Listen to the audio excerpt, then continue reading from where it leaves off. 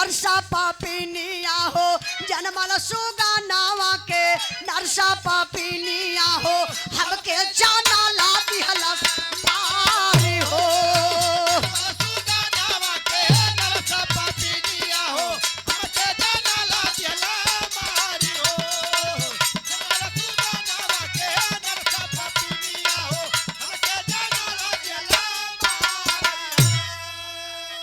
अरे जनमल का रहल हमरे हमके देखावला नहीं भैया तोहार कवनो जुगती लगवला नहीं जबले ना आवत बाटा तब पहले जियत बानी जबले ना आवत बाटा तब पहले जियत बानी ते भाई पारा नावानी सारी हो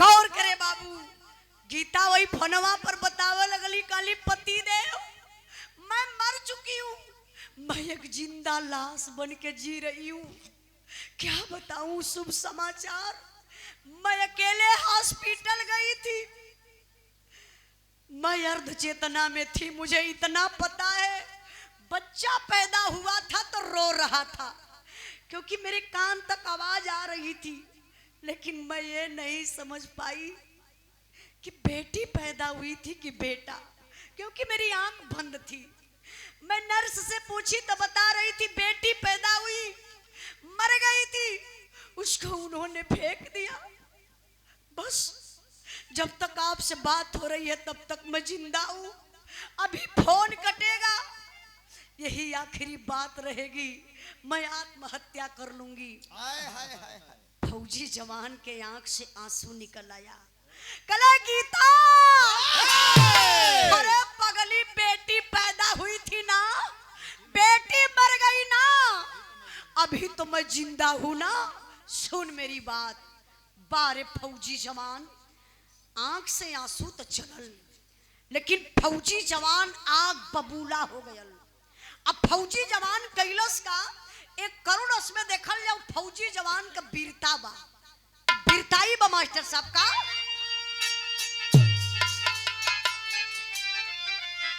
अरे अखिया से असिया बहैया न गोरी अरे अखिया से असिया बहैया न गोरी डटला रही हा घरवा जइहा न गोरी डटला रही हा घरवा जइहा न गोरी डटला रही हा घरवा जइहा न गोरी। अरे किस्मत का कागज कोई कैसे फाड़ी कसली हला वरदी पकड़ ली हला गाड़ी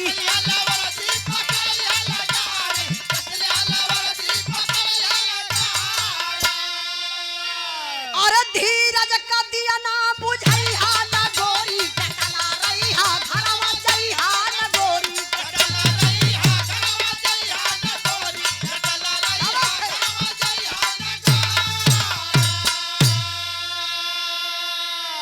फौजी जवान कला गीता मेरी कसम तुम एक कदम आगे मत बढ़ाना तुम आत्महत्या करने की बात कर रही है अभी मैं जिंदा हूं फौजी जवान तुरंते गईले बाबू तत्काल छुट्टी लहलन और छुट्टी लेके गाड़ी पकड़लन अइले कहां बिहार बिहार से कलकत्ता का ज्यादा दूरी नहीं खे 5-6 घंटा में आदमी आ जाई अब बिहार में कहां छपरा जिला का बात बा आ गईलन बिहार फौजी जवान सोहन लेकिन सवाल एक ठे खड़ा होत बा सोहन ना घरे गईलन ना हॉस्पिटल अच्छा फौजी जवान पहुंचले कहां इहो मास्टर साहब उहे लाइन बा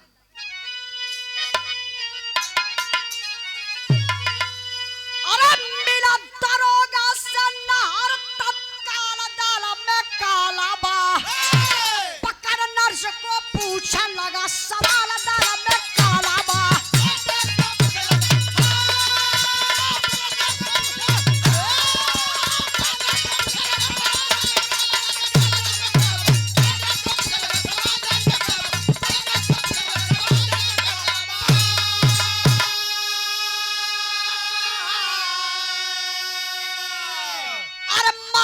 जिंदा बच्चा, बच्चा माथा मारा था, उसको तूने फेंक दिया, क्या अधिकार तुम्हारा था? नर्स को मारा, बूट संभाला, डाला में काला बा, बता दे साली लहलस बेल्ट निशान, डाला में काला बा।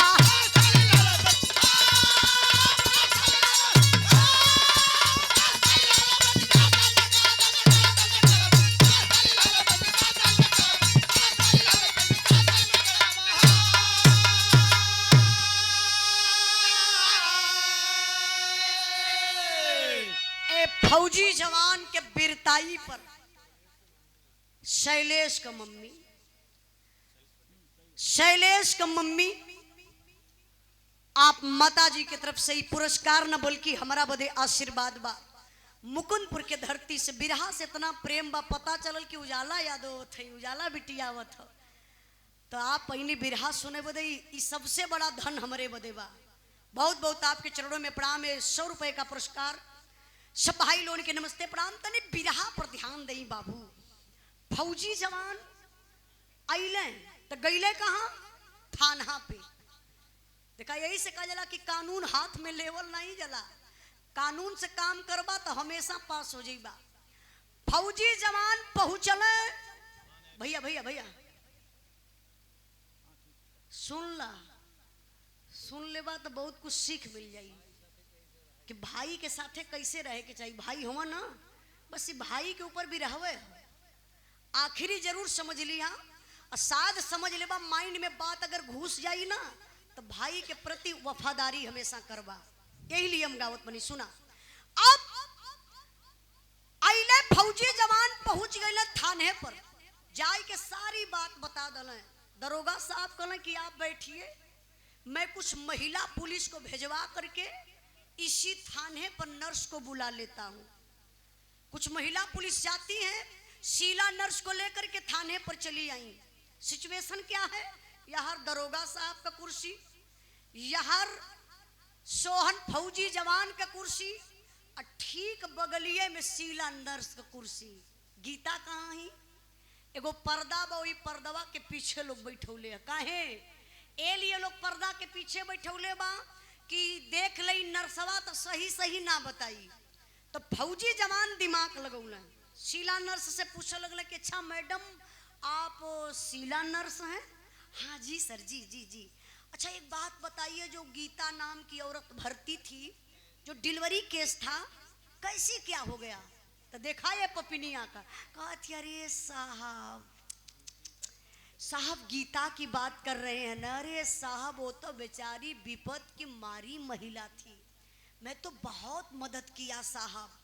बेटी पैदा हुई थी, अकेले वो हॉस्पिटल आई थी, वो बिटिया मर गई थी साहब, मैंने इतना मदद किया, उस बच्ची को ले जा करके फेंक दिया।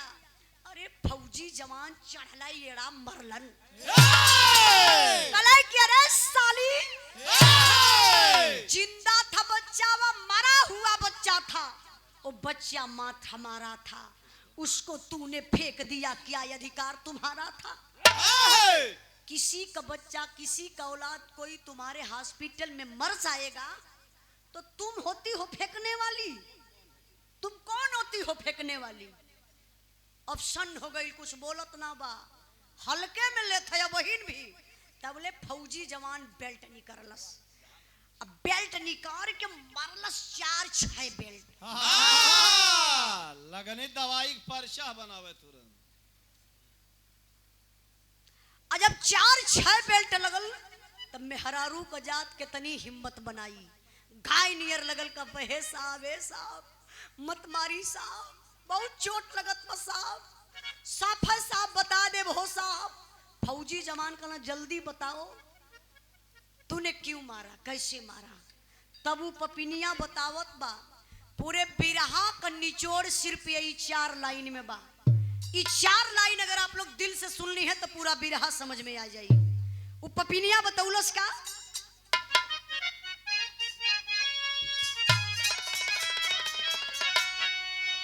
भय के आगे मौत भी लाइल दुनिया में बाबू,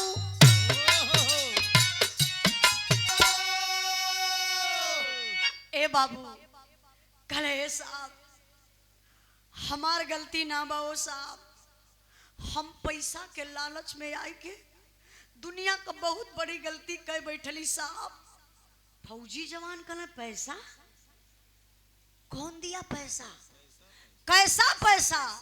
तभी पपिनिया बतावत बा के पैसा दहलस, कैसन पैसा बा? सुशील सेठ के बड़का पापा बाबूजी की तरफ से 100 रुपए का पुरस्कार 1 करोड़ के भाव पर। बहुत बहुत प्रणाम। तनी बिरहा पर ध्यान नहीं कहना बा।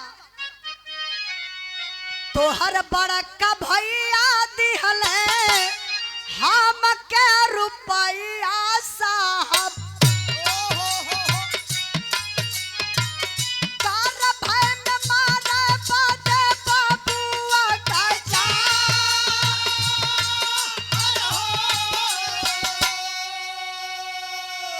बोले साहब आपका बड़का भैया मोहन हमके 25,000 रुपया देहलन, कहना वो बच्चा के गर्भ में खत्म कर दा। साहब हम पैसा के लालच में आई के एक इंजेक्शन लगौली बेहोश होखे वाला। जब गीता बेहोश हो गईली साहब झूठ ना बोलो, जिंदा बच्चा पैदा भयल। साहब जौन हम बिटिया कहत रही ना वो बेटा रहल साहब। फौजी जवान के पैर तले से जमीन खिसक गई। जिंदा बच्चा पैदा हुआ था। अब तक तू कह रही थी मरी थी बच्ची, मैंने फेंक दिया। जिंदा बच्चा था, तूने कैसे मारा, क्यों मारा, क्या वो बिगाड़ा था मासूम बच्चा? गलती हमसे हो सकती है, गलती गीता से हो सकती है। वो मासूम बच्चा था जो अभी दुनिया नहीं देखा, वो क्या बिगाड़ा था, क्यों मारा, कैसे मारा?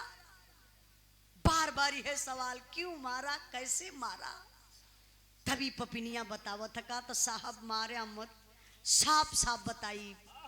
देखा कैसे वो बचवा के मरले बा मास्टर साहब। झाड़ी है कि वो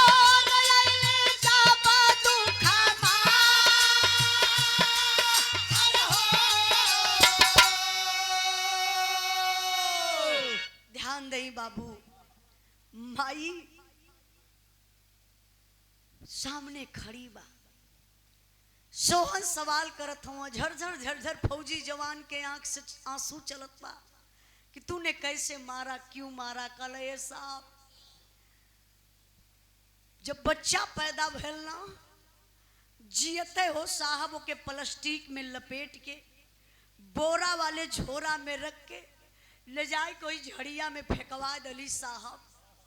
अरे बाप रे बाप, बताया जाता कि औलाद का गम फौलाद को पानी बना देता है। हाय हाय हाय हाय, दर्द बा, हिम्मत हार गया फौजी जवान। कहना चलो वादा किया हूं कि नहीं मारूंगा तो नहीं मारूंगा, चलो बताओ किस झाड़ी में किस जगह फेंकी हो, कम से कम उस लाश को अपनी नजर से तो देख लूं।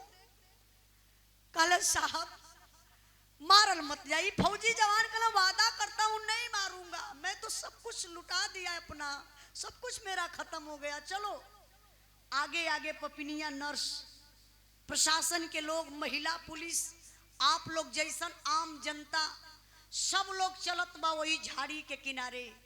तबले माई के पता चलल गीता के हमरे बचवा के पपिनिया यही झड़िया में फेंकले बा। भिड़िया के चीरत फारत सबसे आगे माई निकल के गईली। अब इतने दूर पर झड़िया रह गई बा, वह झाड़ी बा, माई इतने दूर पर बा। यही से माई का निगहिया काम कैलस, झोरवा वही झाड़ी में देख लस। झोरा तो बा हो बाबू, लेकिन गजब हो गया। झोरा के यारी यारी ऐसा दृश्य देखे के मिलल जो कहले जब फाट गयल। हाय हाय हाय, उ दृश्य का रहल मास्टर साहब। चार कुत्ता झोरावाई के अरे अरे गुरु जत रहल, देख के करे जावा पे टूटल सामान।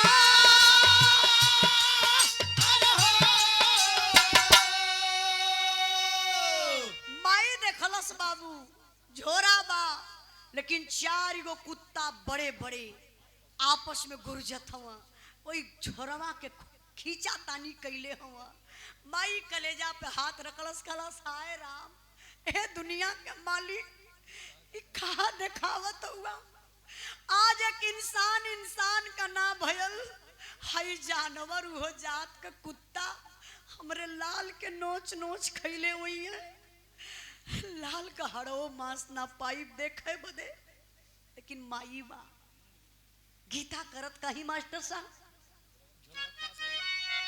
झोरवा के पास आईली लड़का का मोतरिया बाबू, झोरवा में जियत रहल सुगना हो नादा।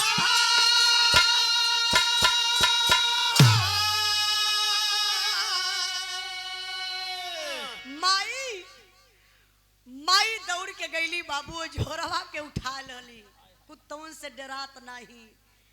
चूटी चूटा लगल हुआ, एकदम दृश्य बड़ा खराब बा। तबले सोहन आई गई, कहले गीता बहुत दर्द हो रहा है रे, बहुत दर्द हो रहा है, इस झोरा को जमीन पर रख दे। अपने नसीब का बचवा नहीं था, नसीब का रहता तो तुम्हारे गोद में खेलता, ना के झाड़ी में रहता। रख दे बच्चा को। लेकिन माँ की ममता है, नहीं मान रही है माँ की ममता। माई झोरवा के खोरे लगल। जब झोरवा के माई खोलली हो बाबू, तो देखत है पपिनिया प्लास्टिक में लपेटले बा। और जब माई प्लास्टिकिया से छोड़ौली तो बाबू देखत बा कि बेटवा के हल्का हल्का सांस चलत बा। जरा सोचिए, मालिक का आहार दले रलन।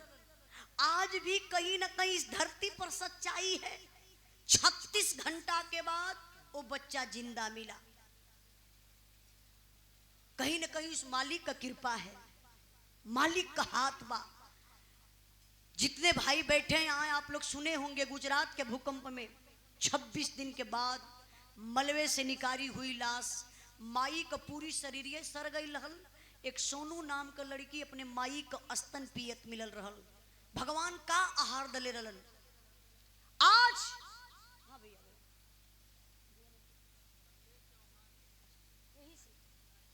1 करोड़ के भाव पर बिरहा पर खुश होकर के हमारे बड़े भैया कमलेश चौहान जी, आपके तरफ से 1 रुपए का पुरस्कार। भैया के चरणों में बहुत बहुत प्रणाम। तनी बिरहा पर ध्यान दें बाबू। अब तो सारे लोग इकट्ठा हो गए। छोटके भाई सोहन का सवाल बड़के भाई मोहन से बा। ऐसे हथवा जोड़ल और जाय के अपने बड़के भैया मोहन के पैरवा पे गिर गए। कहना भैया भौजी ऐसा कहीं कैले होती तो कहाँ ले तू बर्दाश्त करता। आज एक खून पानी का भाई होके अब धन दौलत रुपया पैसा खातिर हमार दुनिया उजाड़त रला। ए भैया सब कुछ तू ले ला, 1 इंच अब हमें ना चाहिए। वादा कर थैला भाई हैला, जिंदगी भर अपने कमाई के तो के देहत गईली, लेकिन अब से अपने कमाई का आधा पैसा तो के भेजवावत रहो। जब तक जी अब तब तक। काहे से तू बड़ा भाई हवा, हम भाई का फर्ज निभाई, तू भले मत निभावा। हम फौजी जवान हैला, तू किसान हवा, हम तो निभाई।